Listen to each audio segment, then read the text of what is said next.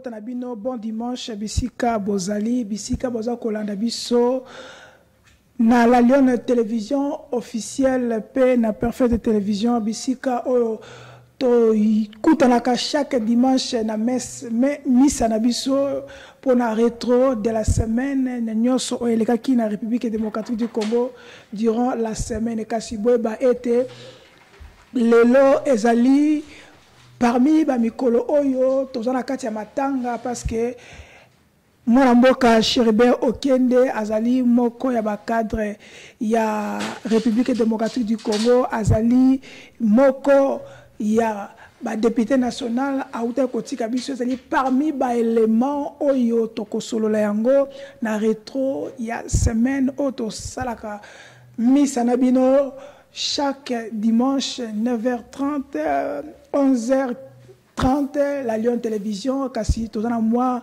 en retard mokie par rapport à problème électricité technique eza bisote courir causer ce problème yango monique tozi moi en retard il y a émission ya mokolo kasi boyeba ete na kati kaka ba news mwana mboka Frank Diongo le héros vivant auti kotika ye auti kozwa liberté provisoire na oyo no surtout ba lobelaki ba kisaki ye babike azana ba bangate babimisi tokoyeba suite masolango zandeni me bakangelaki ye nini jusque la paix et yebanité tokoloba pe susu tata mokonzi lobi a vendredi asalaki conseil des ministres na kati na yango bazwaki 1 minute de silence par rapport ya liwa ya moko oyo azalaki ministre na ye na kombo ya Chéribert Okende asengaki na gouvernement bafungula ba enquête batala na bozindo nani yango abomi Chéribert nani yango azali auteur pe aluki Chéribert bomaye pona nini ezaka masolo tokobeta kasi na ngambo ya parti na ye ya ensemble pour la république ba sengi banquette internationale toyokaki mwana mboka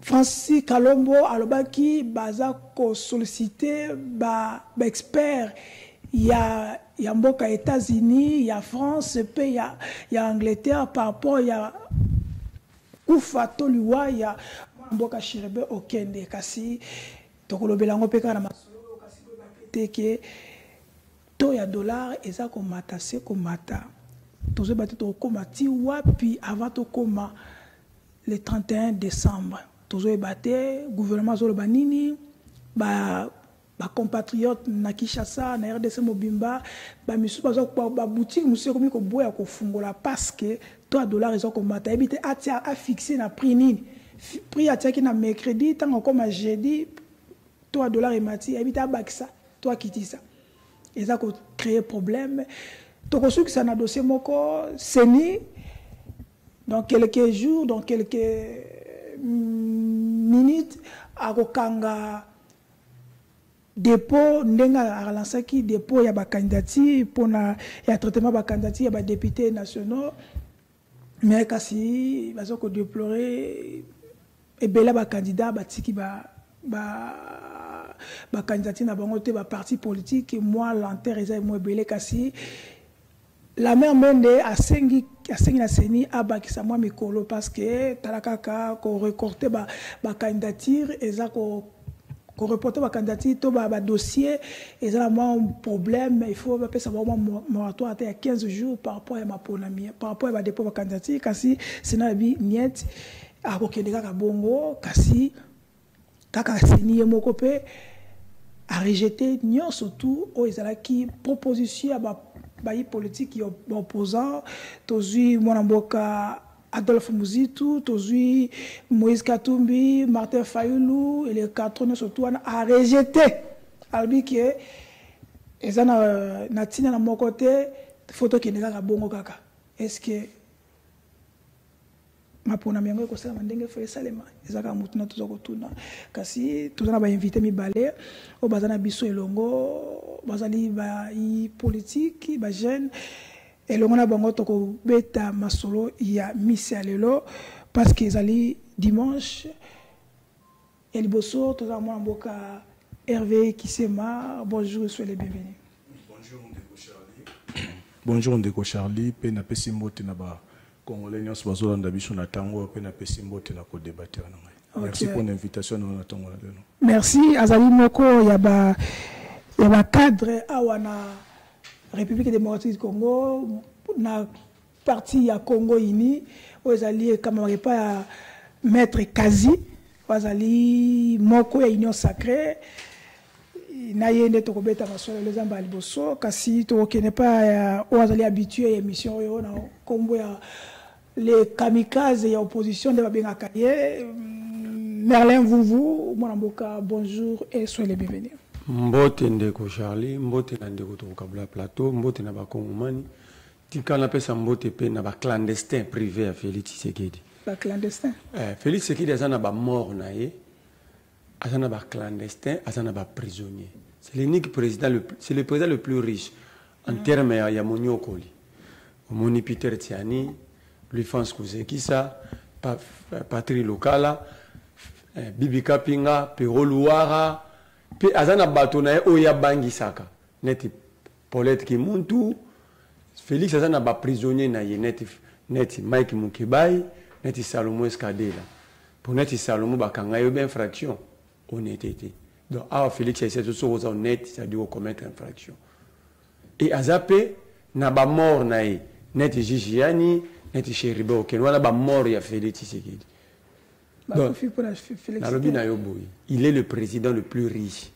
L'unique président dans le monde, azana ba clandestin naie, azana batunaye menasaka, azana ba prisonnier naie, azana ba mort naie. Merci. Merci. Ezalaki on a petit biscuit à Avatokota Masolo, tokozwa premier élément pour natokota na Bozindo, il y a actualité au dominé qui na semaine mobimba en République démocratique du Congo. Mwana mboka Hervé Kilafuka au perception élément pour notre côté pour Mwana Bozindo to débattre, to analyser, to critiquer, to faire sa proposition par rapport à au suivant l'élément et nous allons revenir après.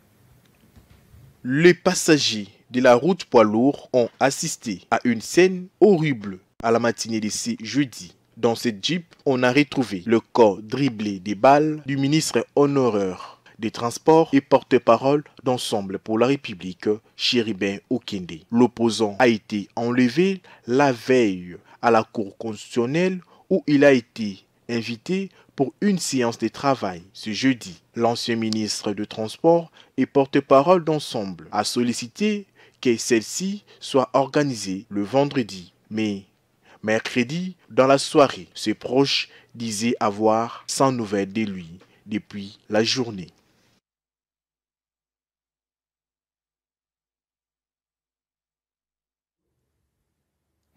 Merci. Ezali wana moko ya belema ou est dominé et actualité et si actualité ne surtout dans la République démocratique du Congo jusqu'à présent ezali liwa ya mwana mboka Chéribin Okende wazalaki ancien ministre des Transports boyebié cadre porte-parole il y a parti ya Moïse Katumbi mwana mboka Merlin Vuvu question za moko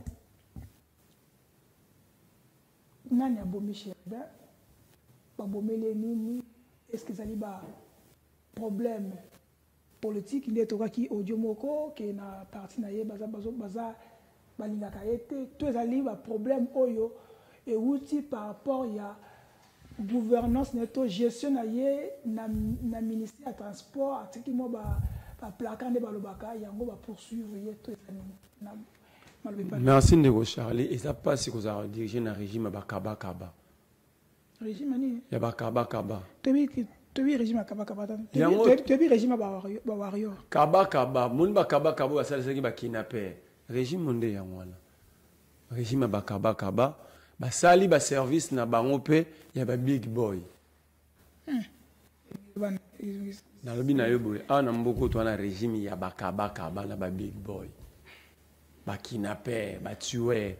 Si hier Kabila avait tué Arma Tungulu, Chebeya, Rossi Mukendi, aujourd'hui Félix a tué Gigiani et Chéribe Okende.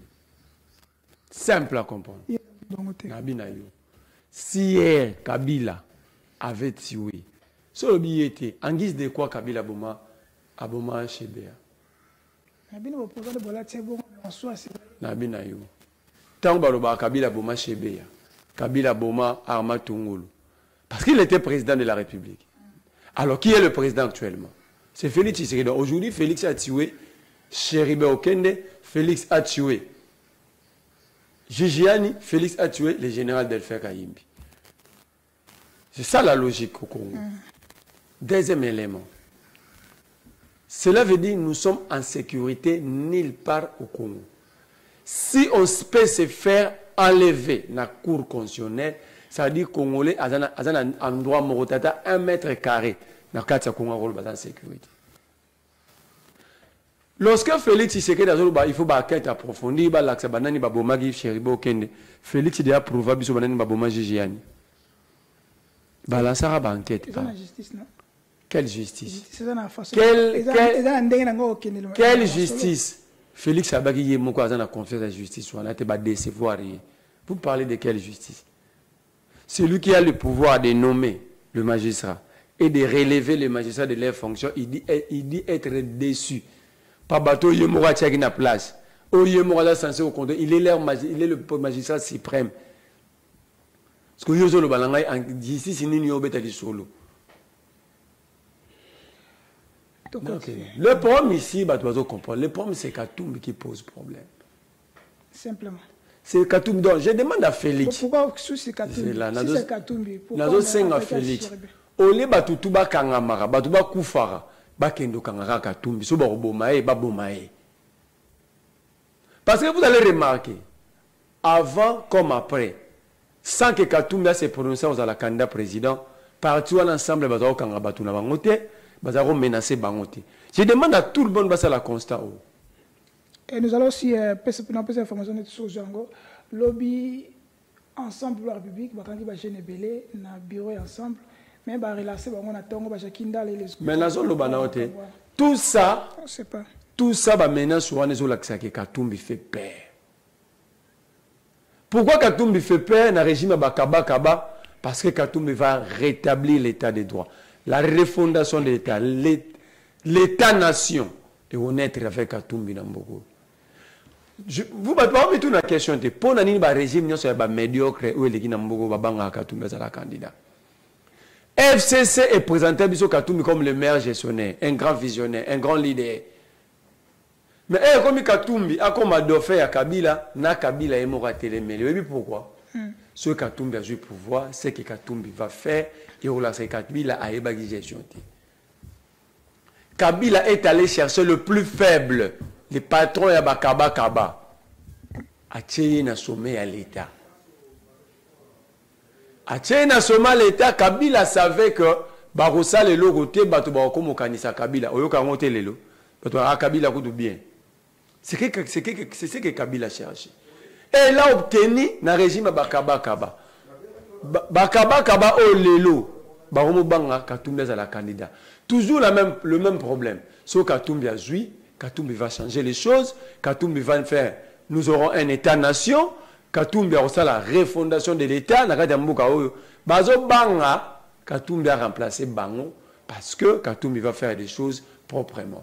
Alors moi, je profite de votre micro pour demander à tout Congolais, si élection il y en a, si Katumbi décide d'aller comme ça, nous devons développer une surveillance électorale et donner nos voix à Katumbi. Parce que nous voulons quand même savoir qu'est-ce que cet homme porte comme vision au Batounion sur Bazo Bangay. Ça, la constatation, c'est que Katumbi candidat même hier aux vertige. C'est bon. Nous avons cité Otuna Kinga Montuna, Naninde, Abomi, Chéribin. Au lobby de l'Abomi Chéribin, j'avais répondu. C'est Félix Tshisekedi qui a tué Chéribin. C'est Félix qui avait tué Gigiani. C'est Félix qui avait tué Delphin Kayimbi. Conformément à Ndenge Bango Balobara, Kabila Aboma Chebea, Kabila Aboma Delphin Aboma Arma Tungulu, Aboma Rosimu Kendi. Donc ici, c'est Félix qui tue. Mais pour moi, c'est ça, il faut Félix Alongwa Mouton, Alongwa Agnon, à comme un lion vis-à-vis de la collaborateur. Mais je ne vois pas comment est-ce qu'il va se transformer en un lion dans fin mandat parce que la 5 n'a pas comme Magnos. À ta $5. ndeko Hervé bato ebeli bazoloba ke tata mokonzi alobaki ke na discours na ye na Kananga abike je m'attaquerai sans hésiter, sans remords à tout Congolais qui mettra en danger la sécurité et la stabilité de notre pays. Peu importe qu'on dira la violation des droits de l'homme et sûrement tout ce qui se passe, les droits de l'homme doit avoir besoin d'en côté. Naliwa chéri bien boy. Tata mokonzi a ko appliquer mama droit de l'homme to akokende au-delà ya au-delà ndinga labaki makamudela labaki na discours ya Kananga. Merci beaucoup ndeko Charlie na motuna na yo. Opesi invité na yo 5 minutes pour répondre à la question na Bomi Chéribin mais au moni be échappatoire wa sali akia lokoti makambo tuni etaki mambo élection Moïse Katumbi et consort. Au moni biso jeunesse o alelo, moi je pense que faut tout ça la politique autrement. Soit aux autres démérés na ba même pratique ya bateau biso moto hotelemela, c'est que changement auto za na moko eza passe. Au lieu de analyser surtout on tomber na populisme eza danger pour la mboka na biso. Ndeko Chéribo okende met sur le cœur na pesi mes condoléances na famille biologique na épée na peuple congolais. Pourquoi na peuple congolais? Parce que c'est le Congo qui a perdu quelqu'un, un homme pétri de valeurs, d'intelligence. Il est parmi les rares politiciens pour apprécier Makassi. Je l'apprécie beaucoup. Chéribin, il est parmi les rares politiciens. Et Liwana personnellement, ça n'a pas si millions. On a pu faire condoléances na peuple congolais, na famille biologique na famille politique n'a pas mes condoléances parce que moi flou et moi Makassi. Na kozonga na réponse pour une de quoi qui opé sa réponse te. Ndeko président de la République Félix Tshisekedi, chef de l'État, na Mbujima lobby a s'attaquer sans remords na muto ko mettre en mal sécurité ya mboka. Mais to ko lié na liwa ya Ndeko Chéribo kende te corrélation exacte parce que Ndeko Chéribo kende ne présenter aucun mélange pour pouvoir en abysso. Le chef de l'État avait dit ceci. Il faudrait pas tout bimara na contexte ya parce que les gens commencent à lier de quoi président de la République lobelaki. C'est parce que bato ba comme koloba bakangi ndeko makamone bimi pour l'arrestation Ndeko Salomon. Il faudrait bato ba comprendre. Tant bakangi Ndeko Salomon bakangi pour na menace ya sécurité à l'État. Selon rapport au Demia Basaki n'a communiqué ou après je crois 7 jours après interpellation de Salomon Kalonda. Que non, azana ba lien na ba M23 tout ça to yebi e robandela ngo ezate. Mais batu ba bima ki siko makasi pona koloba ke non aza prisonnier politique chef de l'État makambo bazo pesa communiquer eza ya mabebo ena baloba ki makambo belé besoin taxer chef d'État de tous les mots. Dictateur, mais le cas moi ceux qui bango benga Tshisekedi le dictateur ou azaki patin azaki marionnette ya Kabila le leur remis dictateur donc il faudrait bango mo bazonga na mission na bango parce que non peuple congolais to bande ko cross Tshisekedi azaki marionnette c'était pour moi je ne peux pas comprendre les marionnettes comme maman dictateur des chefs d'État le baki parce que na bandani bazolo ba déclaration wana que ya mamba violation des droits de l'homme au les FCC et ça ensemble au bango bazali on te dit ensemble de sources na ngeza wapi source na yoke na ensemble na bango FCC pour ensemble et ça moi na FCC oh ya solo mais là bisote combinaison de cas d'unité ensemble de moi na FCC quand tout ne pas Kabila ça na ba germe ya Kabila bon union sacrée où tu na fait ça c'est là union sacrée où tu na IDPS union sacrée où tu na IDPS na lit il y a 37 ans il y a instauration état de droit pour les peuples d'abord. Ensemble et outina Kabila na FCC. Donc Moïse Katumbi porte en lui les germes de Kabila. Parce que ça faux Kabila fabriqué, c'est Kabila qui a fait des Moïse Katumbi politiciens. Tel père, tel fils. C'est bon. Vous comprenez. Donc il faut passer en tout à la claire. N'est-ce pas chef de l'État le Baki. Mais bateau c'est pas tout Moutouroua Kabila, Moutouroua Moïse Katumbi. Bakoyo ko pesa Tshisekedi ba leçon ya état de droit ba leçon ya droit de l'homme avec tout ce qui est na mboko to yebi ayi ko to tanga sunginga na ozonga la te atangi ba Rossi Mukendi atangi ba Thérèse Kapangala atangi ba Shebe atangi ba Matungulu ngana atangi mutu te yende mutatangi Moïse Katumbi mutatangi Est-ce que na mboko penga makambo nyosto monana wana na kuke makambo ba arma tungulu kuna ki musika à l'IDPS. On a brûlé vif les combattants au siège de l'IDPS. Vif les combattants ba papa bana ba tumba ba on a siège à parti parce qu'il est revendiqué départ ya M. Kabila na fait mandat na MLPP. Na MLPP pas kutu na Franck Diongo na pesi mbota za déjà libanda. Et pas kutu na Franck Diongo ba tumba ba combattant vif.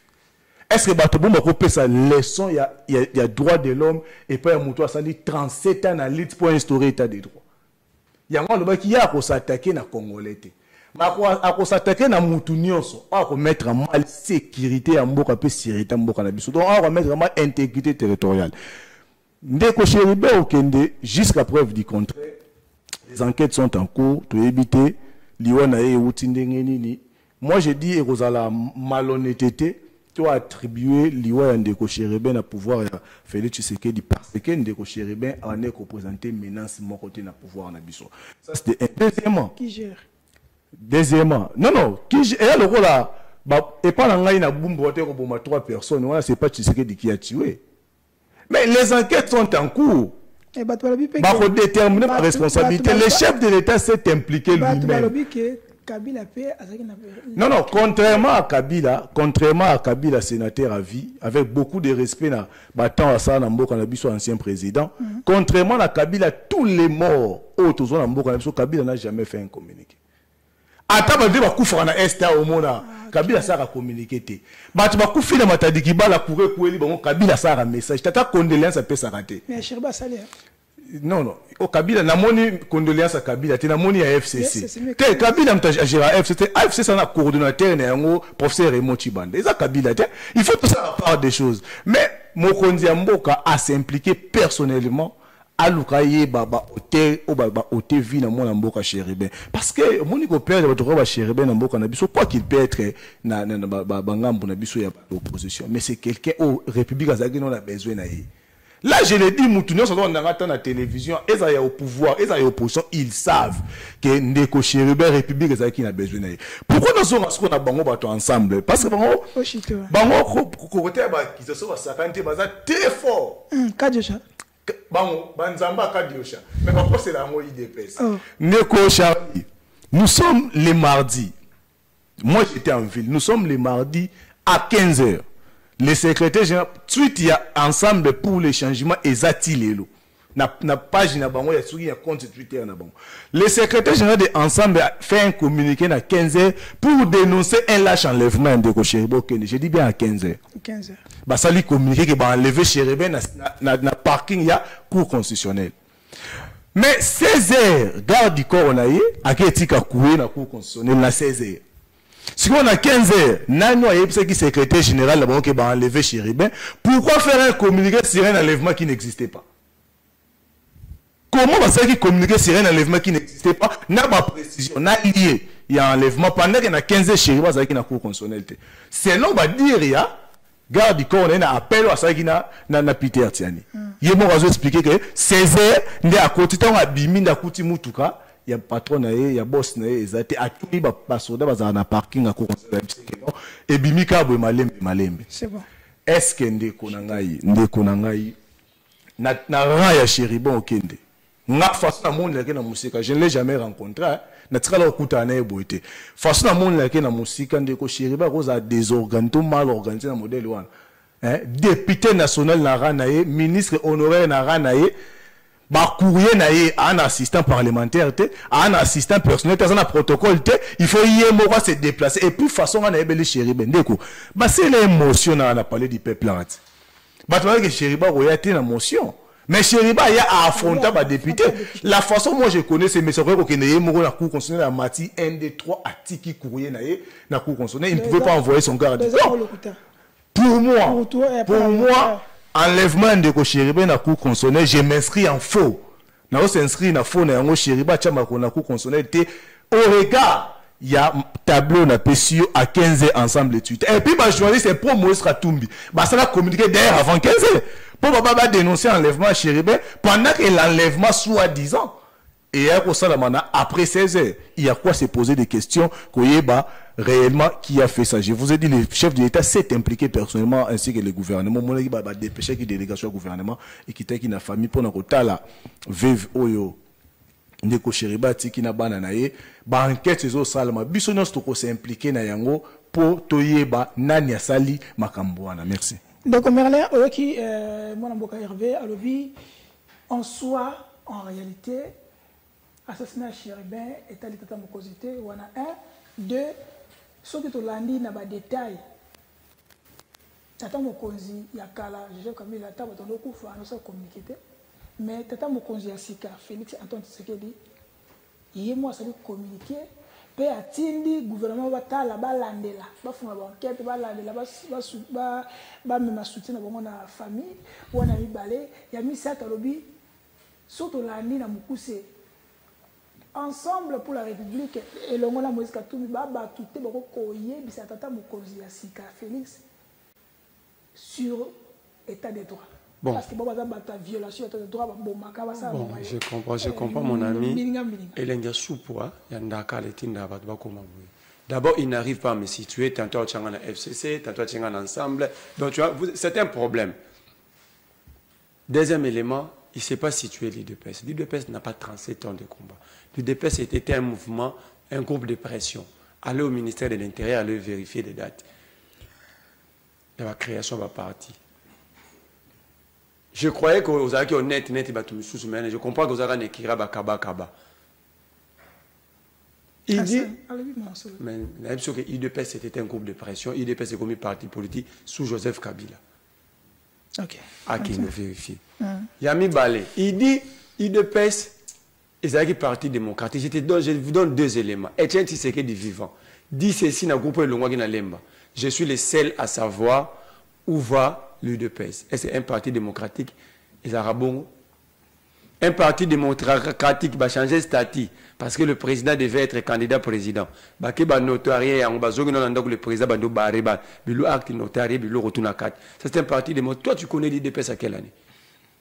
Moi qui suis devant toi, dans ton rassemblement, tout ça, là, on va partir sur la carte l'IDPS. Va poser question, toi, tu connais l'IDPS. Le coup, là, c'est ma Félix, vous flattez Félix, on a mis comme ça l'IDPS. Toi, tu connais l'IDPS quand? Moi, j'ai passé une nuit. Non, j'étais tranquille. Répondre à la question. Ne prends pas parole, ça fait partie de l'éducation à débat. En fait, bateau baye lelo kolanda IDPS to Félix Herbayibi pouvoir na Kabila. Nde bangonde bazwa kolobake ba IDPS. Raison pour laquelle ba IDPS na balabala. Raison pour laquelle ba BBC IDPS. Yo tunye marambu Kabila tango zaki président. Ya ko même so Kabila ba batadi kibala bat ba ko faire Kabila zaki président to bat ba ko fina matadi kibala. Quand il cite Matadi Kibala. C'est un problème. Donc il ne s'est pas situé même la question opposée. Dans le répondant à la question dans le Biboui. De même Tolobagi Kabila, étant président de la République, c'est lui qui portait la responsabilité. Il y a mort, il y a Chebe, il y a Nabatutu, il y a Tanguy. C'est de même Tshisekedi, étant que président, va porter la responsabilité. C'est lui. Soit il nous dit ici devant les caméras, les 2 caméras ici, que Tshisekedi n'est pas responsable de la République. C'est lui. Il y a le Kabila Tumba qui bat tout. Dans cette IDPS, à Rola, c'est place Kabila qui était dans ton essence, dans le met. Tant que le Rossi Mukendi, Kabila, même un revolver qui tiré Rossi. Tant que le Chebe, Kabila qui était dans le monde qui a tiré Chebe, dans le monde qui a tiré. Pourquoi est-ce que le à Kabila? C'est de même si Tshisekedi n'est pas descendu, sorti de son bureau avec une arme. Mais c'est lui. C'est même logique.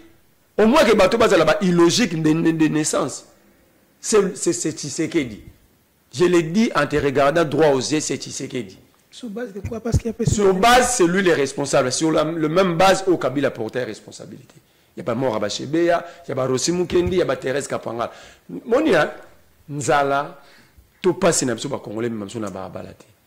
Sur base de quoi? Il faut tout, sur base de quoi le bique Kabila Mtabomaki Rossi Mukendi. Il y a toute une question raisonnante. Tout à la classe, Kabila qui était dans le monde qui a tiré Rossi. Il a posé en Goyabi que c'est pas. Non, il a répété, il a cité des morts ici. Il a aidé au temps sur un siège à MLP. Pour tout ça, pour mettre sous la tête de Kabila. Mais pourquoi Tshisekedi ne porterait pas? C'est lui. comme si Tshisekedi chargé la communication RTNC. L'IEBC Sangwa Mawa, Tokoufeli. Le président doit assurer la sécurité. Un président responsable doit assurer la sécurité de son peuple et de chacun d'entre nous. C'est là.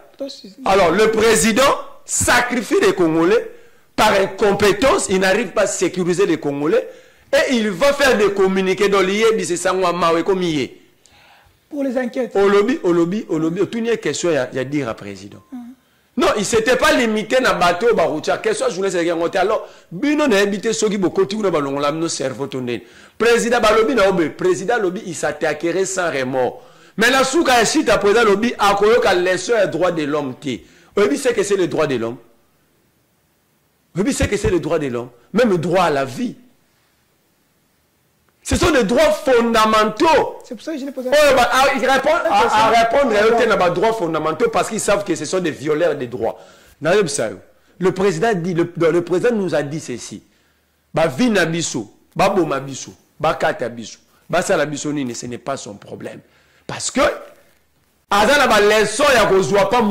ce que le président avait dit. Peu importe ce qu'on dirait. Violation des droits de l'homme.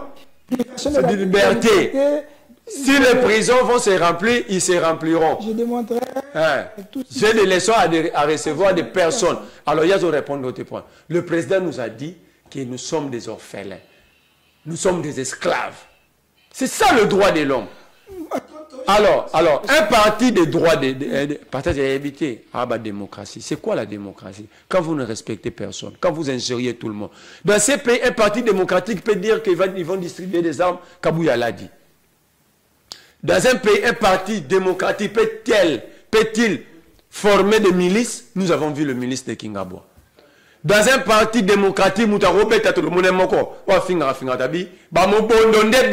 un membre de l'IDPS. C'est un parti démocratique, monsieur.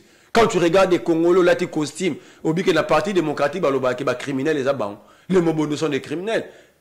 C'est ça nous met nos concitoyens en insécurité. Mais bon, tout le monde a mis la TV, mais pourquoi son parti n'est pas consterné ni indigné? Pourquoi l'IDPS n'est pas consterné ni indigné?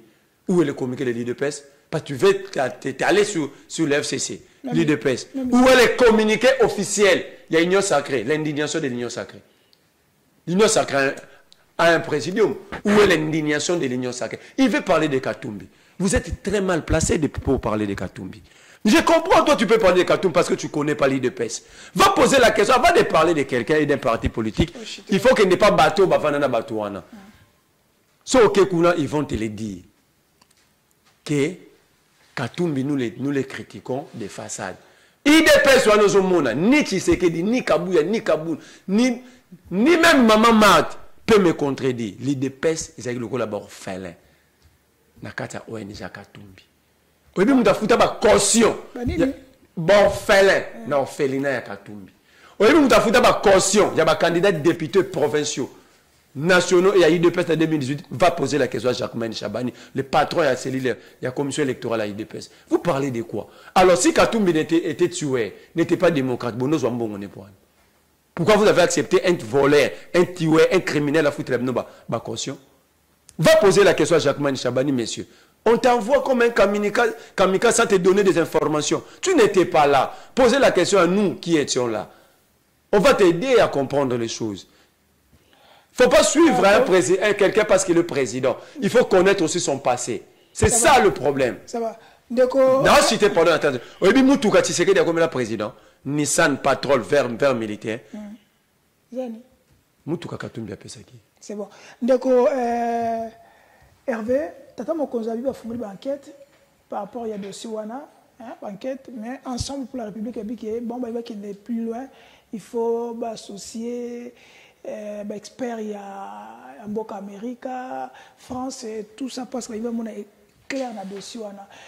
Est-ce que l'enquête il y a Mboka Nabiso Nengo Yo Yebi, l'enquête est salement dans Mboka Nabiso, et qu'il y a vraiment un souka nango, tout est là, ma gouille, ma gounde, ça, mais tout ça, la science, il y a une enquête, il y a salement. Oui. Merci. Point de vue ensemble, il faut enquête. Ensemble, il faut qu'est-ce qui a fait que ça a communiqué à 15h sur un enlèvement qui n'existait pas. Tout le monde. Moi, enquête internationale, tout ça, même parce que Hollande communique au gouvernement, ils ont associé les Sud-Africains, ils ont associé les Sud-Africains na ba pays frères ba kota na ba enquête auto ça pour établir vérité na ba responsabilité mais ba na koyebisa biso nanu communiquer bango ba salaki na 15h pendant qu'enlèvement za quitté l'axini nani informa ki bango que y a un enlèvement tout ba non wana au moment de côté on a eu parole à Keboy nga la pesibino élément par rapport à liwe ndeko Chéribin bien vous allez communiquer avant enlèvement ça nana essaie de enlèvement ça donc vous avez un prophète donc pendant le lot CG Bolengete a remplacé Joël Francis a pena voyant a pena mona écran prophétique a remplacé Venanga Denis Les écran prophétique là qui ça qui est donc c'est ensemble a remplacé Denis Les écran prophétique là qui ça qui est que Chéribin va enlever pendant qu'enlèvement ça a quitté ah bon ba na ko biso makambo wana na sepeli makasi ndeko alobi na ngelo alobi awa na tutuna kabuya tuna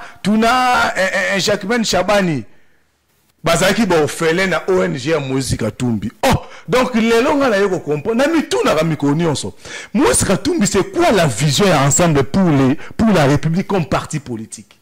C'est quoi le projet de société ensemble pour la République tant que parti politique? Na mituna rango le basara lit par rapport à quoi? Parce qu'on est un parti politique, parce qu'on a lit moko to yoko mema.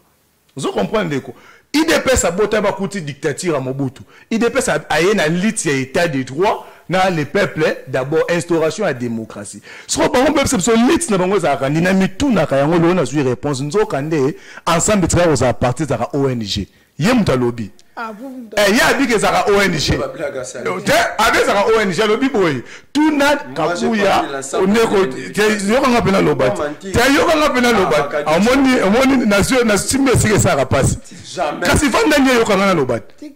Alors rediffusion émission ezali. Alors ONG ezali. Et puis que musique lobby que yo ebi de peste, il faut se renseigner avant ko loba. Moi j'étais là, tuna ba Jekobe ya tuna. IDPS est commis parti politique sous Kabila. Il y a l'arrêté ici, liste transmission, liste de parti politique. Où est une mission intérieure CENI. Le 17 janvier 1991, l'IDPS est arrêté. So il y a dit que l'IDPS est commis parti sous Kabila. Pendant qu'on a enterré Kabila, ça a dit non à Zamba. Ah ben écoutez quand comme politicien. Liste je T'es papa, c'est là qu'on a la parole. T'es non la parole. Journaliste. Azar réponse au PSAT. Na personne demande de quoi frère Azar maman na populiste, non mon populiste le roi Merlin. Vous comprenez? Non mon populiste le roi Merlin. Ah ben na trace à Daniel Safou. Yé. Bah qui s'assemble se ressemble. Donc, plus de enfants de Sika Moro, plus de enfants de la bande. Alors, maintenant, alors, que l'IDPS est arrêté, a commis parti dans le Kabila. Pendant que l'IDPS est un bandit politique, donc l'IDPS a bandit combat, Kabila a 12 ans. Kabila a 12 ans. Donc, l'IDPS a bandit combat. Mais alors, l'IDPS a commis parti sous Kabila. Pendant que ça a arrêté, l'IDPS a dit, depuis le l'antenne, ça a arrêté. Encore faut-il que l'IDPS a arrêté et a arrêté de manière spontanée. Na demande sur le côté de demande, ça a fait 2 ans, il n'a pas arrêté. Mais ça, on a récipicé et puis on dit là, on s'en y a effort tant que parti politique. Je ne sais pas dans quoi on a terrain, mais on a lobby boy. Et ça a spontané. Et quoi arrivé? Au salut des mois, nous avons arrêté. Même si on peut poser, on a asbestos, on a fait la personnalité juridique. Mais personne ne dit c'est à quoi il faut tant que parti politique. On a répondu au moment où on a marqué à Kabound. Mais Kabound a commis la gouverneur de la ville. Bon, autorisé à marche, so ba autorisé à combiner. So que ça a parti politique. Mais pas s'en arrêter, oui, non, je vais arrêter, mais parce qu'on va parti politique, parce que vraiment, on va arrêter une élection. Exact. Mais IDPS, il n'a pas côté qui va IDPS, l'élection, ça m'a l'amboulani. IDPS, IDPS. Quand c'est l'élection, ça m'a l'amboulani, ni tant IDPS va arrêter. Pour l'élection, il bosse dans Mbogo Sami, en 2006. IDPS, pour ta kenda pété. Toi, quand on a une élection, IDPS pas kenda élection. IDPS, bango, nani, allié na bango, partenaire majeur na bango, partenaire solide na bango. Parce que tu as Moutou Kabila au kenda élection, le lengue quand IDPS pas kenda raté. Donc, pour dire ceci, nous avons dit makambo belé. tuna mutu ka fait ça tambola ngoze ya Moïse Katumbi soki bozoki mbongo ne boyeba ete kazaka démocrate te est-ce que le bien que Moïse Katumbi est démocrate mais tu l'as dit Kabila et Katumbi n'ont pas d'élection par la démocratie na lobby boy c'est la frère ça discipliné yo ba ngana za na lobby boy Moïse Katumbi azana ba germe ya Kabila parce que le fruit de Kabila c'est Kabila qui a fabriqué Moïse Katumbi alambe na fufu na utiko balo awa ngana utiko loba te que Kabila mutaboma shebe na lobi te que Kabila mutaboma osimukende na lobi sous Kabila batumba batu vif na siège ya parti ya IDPS batumba batu na siège ya parti ya Frank Diongo ozo comprendre mais sous tu sais que ba sanga na parti no batumbi batu na parti yo nani akufi po revendiquer nani o akufi po azo revendiquer contre le pouvoir tu sais que tu sais que dit Félix, président de la République, te mener lutte pacifique. Nous avons fait 37 ans, te combattre la dictature à Mobutu, te combattre le régime ya Kabila le père, te combattre la dictature lâche ya Kabila les fils partenaires na bango. Te connais aussi moi mindu kité, te boma batute. Alors tu as un pouvoir, ne te robanga par te robanga mutora Moïse Katumbi. Un moment donné ndeko na ngai. Faut pas te pesa rabattu valeur au bazana ngote. Un moment donné, tu peux pas valeur au bazar en côté. Lorsque nous voulons parler des politiciens dans ces pays, on peut citer Moïse Katumbi. Non. Lorsque nous voulons parler des politiciens dans ces pays, on peut citer Moïse Katumbi comme politicien, comme modèle dans la politique. Tout ça, sérieux. Est-ce que nous devons Félix Tshisekedi d'accord bang Moutoura Moïse Katumbi? Jamais.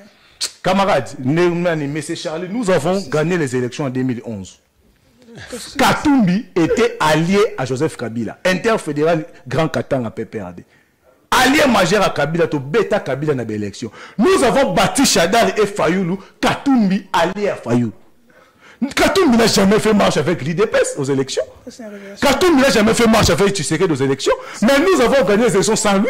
Est-ce que nous avons fait ça à Bissot Kobang?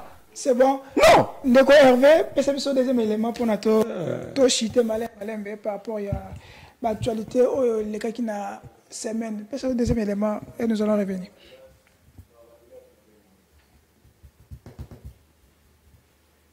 Biso va député opposition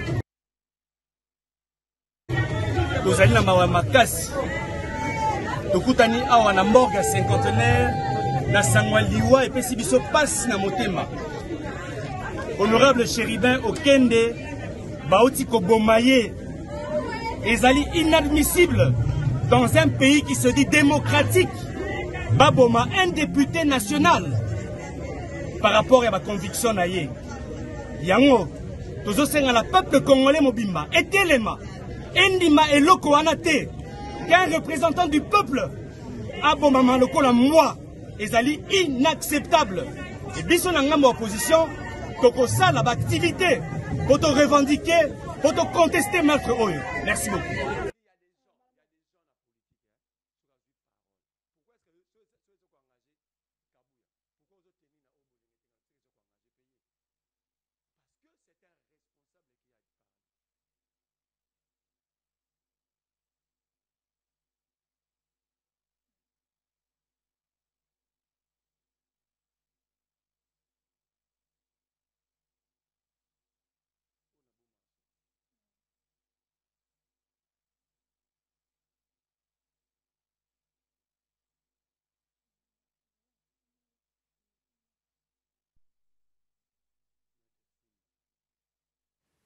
Merci de Hervé. Wana Bosota Lazali sorti à Mwanamboka Frank Diongo, le Eurovivant, Abimaki Lobby, la prison Yandolo, asile liberté provisoire. Suite, Toye Baka Nezo Kende, est-ce qu'il va me soucier de ticket dans la prison Wakobima, Nenge état de droit Sengi, par rapport à Yamibeko, est-ce que Wakobima, Toye Pegate Kassi, Tokolo Belangondoko. Franck Diongo abimi bino bozoba que Félix Antoine Tshisekedi est un prisonnier politique privé na ye mais tout le monde quand même Franck Diongo abimi ba respecter bibe comme que la monnaie le grave exacté ba ticket dans liberté provisoire ba la dernière enquête c'est quand même quelque chose à féliciter par rapport à ma camunions au boulot qui belé Camille te comme on appelle que ça ne peut pas comme il m'appelle. Tika na kinemba on a nolo na mutuna no. Moni ndeko yo. Daniel Safou est 10 000 fois plus intelligent que Kabouya. Safou a enseigné dans Sacré-Cœur. Va vérifier dans l'archive. Il a donné les cours de latin, philosophie et français. Ça veut dire qu'il y a des gens qui méritent respect. Kabouya lui-même, son niveau pose problème déjà. Attends. À part Kabouya, à part Kozalanga Imana Pereira, Azarinan. Nganga Imana Pereira, ou appelle ça Imana couple dans le cadre. Il est qui? Il dit, il me fait foi dans la liste Oyo. Liste publiée par Peter Kaza pose déjà problème. Yo le bios allait à politique, na Kabilo 30 secondes, asso faché salamana neni. Babila 96. 96, c'est quoi? 93. Bah tiens la liste 93. Dans 93, tu sais que Félix avait 30 ans. Il avait 30 ans. Il avait quelle vision? Parce que lui-même, soit ça entre guillemets politique sous la vision de son père. Et une liste antidatée, faux en écriture.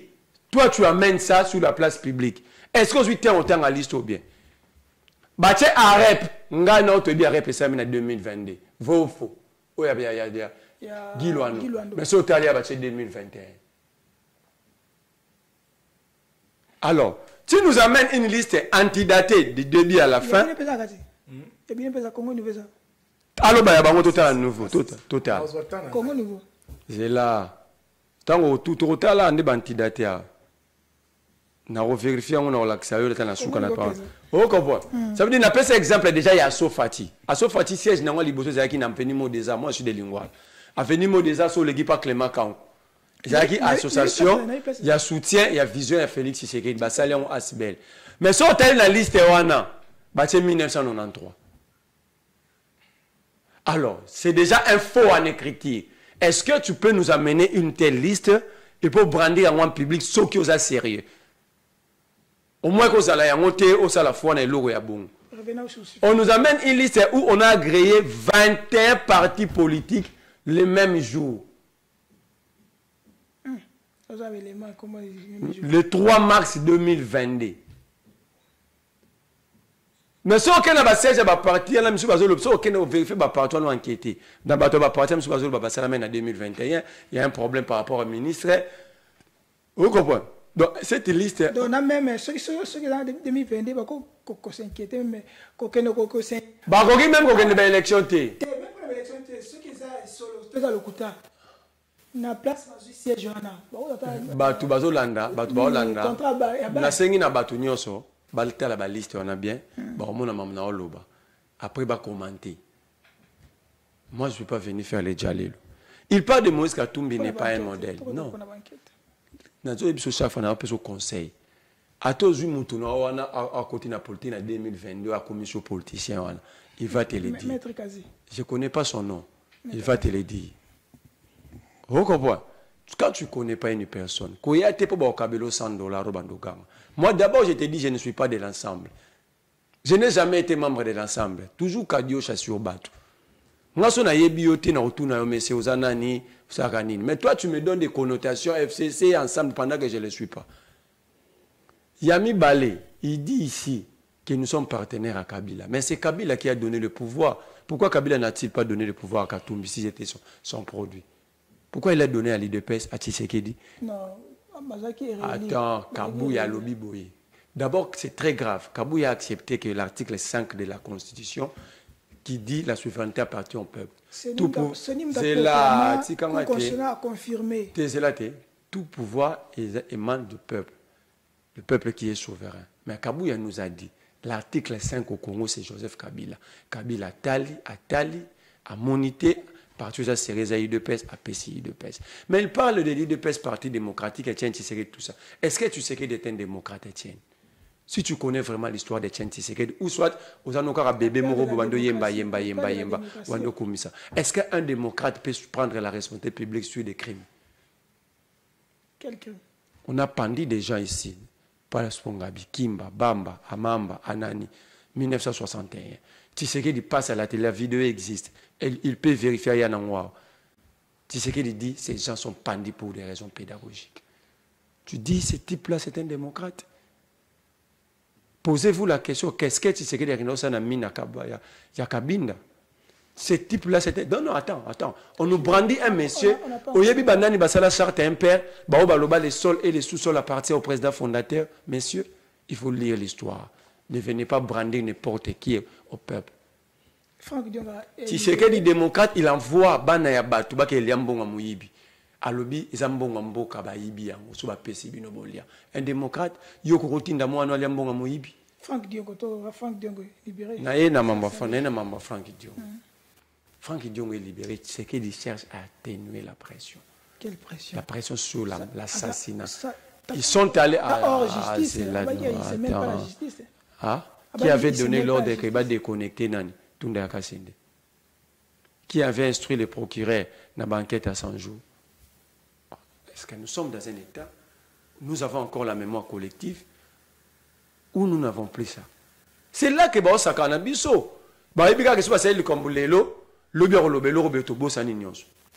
Qui a informé, qui a parlé du cas général Yavna France 24, qui a sali un tête de la sécurité? Bota la dernière interview, il y a Tshisekedi dans New York, devant Boisbouvier. C'est lui qui a parlé de ça. Il se mêle de la justice, il veut faire semblant. Les éléments sont là. Quand il dit j'arrêterai, classe pour les institutions, il dit Balobaragé. Donc il parle de lui. Il dit j'arrêterai. Non, c'était pour les institutions, Balobaragé. Pour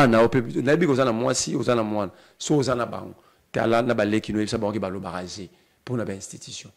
Alors ici, nous avons un problème. Félix Tshisekedi fait semblant. Ça dit, c'était Saint-Pierre Pompier.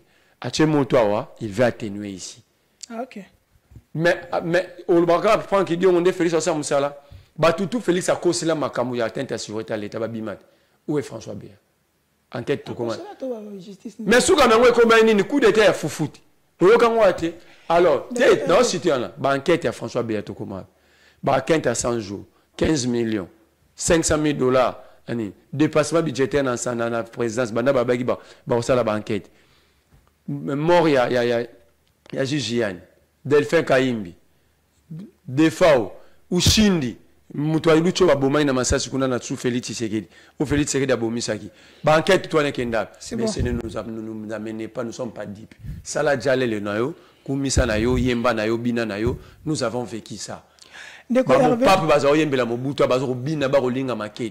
Mobutu a Kundama, na 20 personnes, c'est à Tshisekedi de tirer des leçons. Dès que le babou est à Kenya, à Kenya, à Nairobi, a signé lettre et condoléances par rapport à Makamozo Koleka Kuna.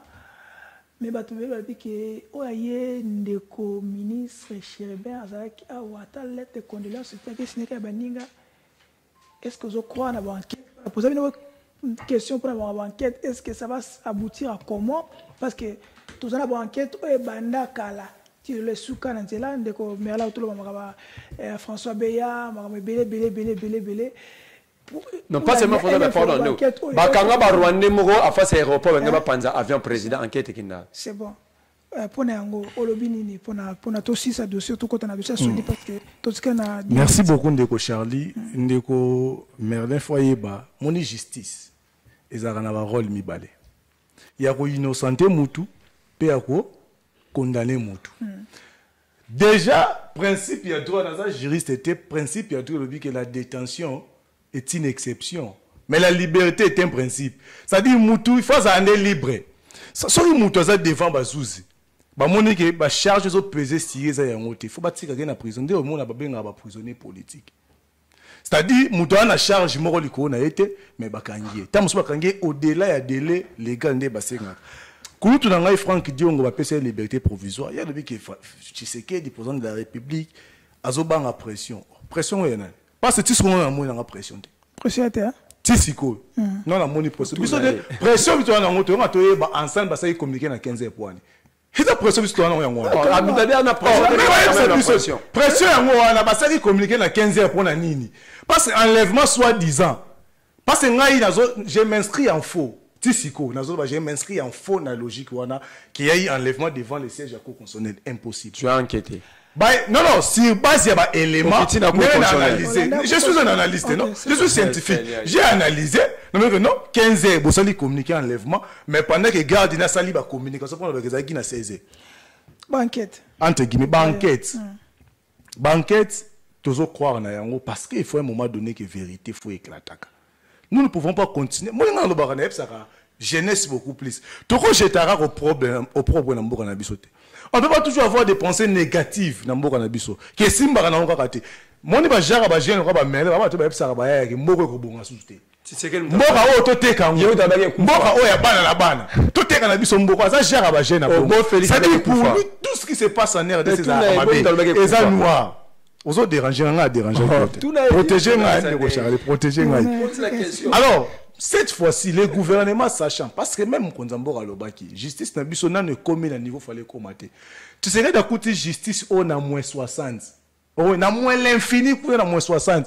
Ce qu'on peut ramener aux gens, on a des à pas mais à passe. Il y a encore beaucoup à faire. Il y a encore beaucoup à faire dans l'appareil judiciaire en Abisso. C'est pas en vain que le gouvernement associé à experts étrangers pour enquêter dans le dossier à Chéribé. Parce qu'il faut tout le bon. Chéribé n'est pas n'importe qui. C'est un député national, mais aussi ministre honoré. Chef de l'État, Azali, mon chef de l'État, Azali, chef de l'État, Azafou à 10e personne. Oh, ça qui message à condoléances à Chéribé. Par contre, sa présidence, c'est existé. Par contre, la présidence doit exister. À ça, il y a un message à condoléances à ceux qui ont été. Hollande qui portait parole au gouvernement après le conseil des ministres. Le chef de l'État était très fâché. Pour la loi à Chéribin. Parce que l'insécurité, comme on m'a dit, soit comme on m'a dit, il y a député le roi Chéribin, les paisibles citoyens aux à la passe. Chef d'État monté au créneau. Pour nous à chaque ministre secteur, c'est-à-dire ministre de la justice, ministre intérieur, va prendre des responsabilités pour sécuriser la population, mais aussi banquette et abouti à l'objet qui d'instruire directement chef à gouvernement ça qui descend dans la famille. Si vous sortez à Kenya, bon, attends, et là aussi vous savez c'est ça là qui a. Si vous dites abandonner ça sur le condoléances. Bon, est-ce que pas venir aussi livre qu'on moi est-ce que tout le livre et condoléances. C'est son collaborateur direct. Ah, il n'était pas à Kinshasa, collaborateur direct porte-parole de la parti. La bouche autorisée. La bouche autorisée du parti. Bah, moi est-ce que tout le monde va avant ni marambo bale azo ba pe Samson ke azaki na Kinshasa te azongaki déjà azaki na te ayé na famille te ayé na famille je crois déjà chose quoi collaborateur mais direct mais vous entendez chef de l'État muto azaki opposant na chef d'État qui signe livre à condoléances parce qu'il est le plus démocratique du monde parce qu'il est le plus démocratique chef le roi moi na ngai ba bomi ya kufinga papa na yeti na katinda yo siko na nos voisins yo to zakana pas venir mon OK derrière côté na moi na ba bomaki bon yo papa na musami je peux répondre c'est bon. Moi, j'ai dit, il y a quoi se poser des questions. D'ailleurs, Négo-Chériba pour la partie, c'est depuis le mois d'avril, Négo-Chériba communication pour la partie. Communication, ça aura la micro. Papa, élection. Communication, ça aura la micro. Attends la Twitter, ça aura la communication. D'ailleurs, ma politicien, ça va communiquer na Twitter. Parce que tel nous va mettre na ben na journaliste et tant nous rappeler mbongo. Na ça ra tweet, il prend pas na sali message na ngai. C'est bon. Ba sali ba empêcher Moïse Kende Congo central. Barambo ba marche na bango ezala kia. Chéribé n'a jamais communiqué, mais le porte-parole a titré du parti. Il y a quoi se poser des questions. Il y a un zolo baboy. Nganazo yebisa gouvernement ba renforcer sécurité par opposants. Oh ça va fauger.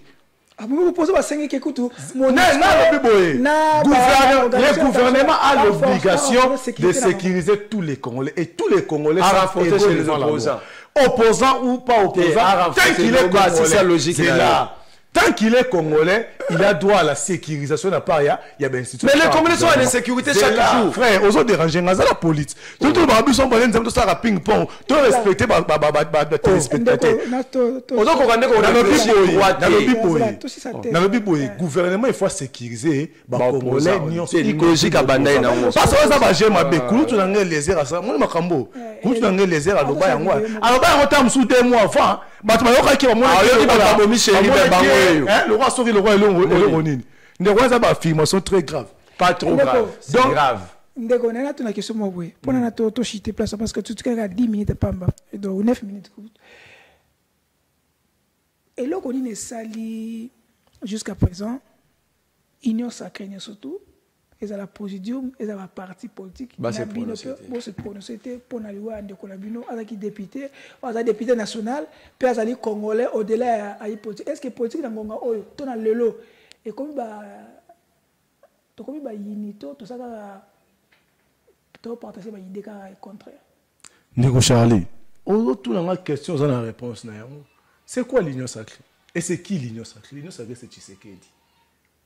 Vous comprenez? Bon. Les gouvernements, vous pas membre du présidium, les MS n'a pas fait un communiqué par rapport à l'IOA Chéribé. MS a communiqué, Moukonza MS est membre du présidium. Christophe Mosso, code pour la présidence de l'Assemblée nationale, a communiqué, il est membre du présidium. Ça m'a le chef gouvernement qui tient la famille ici comme attend les alliés. Aza présidium, et ça union sacrée. Est-ce que tant le FC ça communiqué, parti à Kouloutou nangai José Makila, ça lui communiqué. Parti à Bango, et ça lui communiqué. Comment parti à Johnny? Parti na bino là. Parti na bino. Pascal Nyembo. Kombo ya parti Pascal Nyembo za raté. Mukonza parti no yango. Est-ce Mukonza parti no asali communiquer. Mais ali na bino mutakufite. Mais comment voulez-vous? Non, on a continué Koloba. Le président de l'Union s'est déjà prononcé par l'entremise à Jean-Pierre Bemba. Il y a Christophe Mbosso. Il y a Nani, il y a 5 communiqués. Il y a Samalou Konde. Bah communiquer na compassion. Il y a Chéribin Okende, mais aussi le chef de l'État. Il y a un garant de la nation. Garant de la nation. Maître Kazi. Garant de la nation. Garant de la nation. Mais on fait ça la parallélisme. C'est n'a pas tout fait on a logique. Si Tshisekedi a communiqué, nous faisons partie de l'Union sacrée que Tshisekedi est le numéro 1. Donc, nous avons communiqué et c'est faire la source logique dans la plateau télévision. C'est bon. Ndeko Merlin, il n'y a plus de débat. Le chef de l'État a communiqué, le gouvernement est communiqué, l'Assemblée nationale est communiqué. Ce sont les institutions. Moi, il y a déjà l'Union sacrée qui a communiqué. On a présenté ma condoléance. On a présenté ma condoléance. C'est à prolonger la candidature. À prolonger la candidature.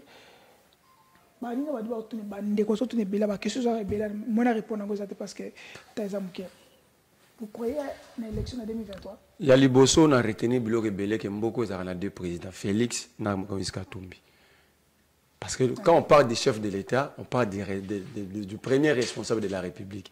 Lui, il compare l'absence, il y a Félix, il y a Moïse Katumbi, na président de la République qui devait prendre, taper le poing sur la table. Il a déjà fait.